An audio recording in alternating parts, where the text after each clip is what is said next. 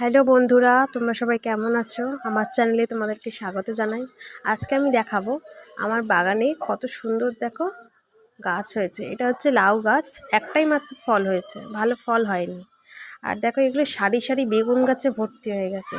অনেকগুলো বেগুন গাছ বসেছিলাম, চলো দেখি তো এর মধ্যে বেগুন হয়েছে কিনা। হ্যাঁ, ছোট্ট ছোট্ট হয়েছে, তবে এগুলো একটু ফ্রেশ, এগুলো সার দেওয়া নেই, একদম ফ্রেশ সবজি, বিনা সারওয়ালা।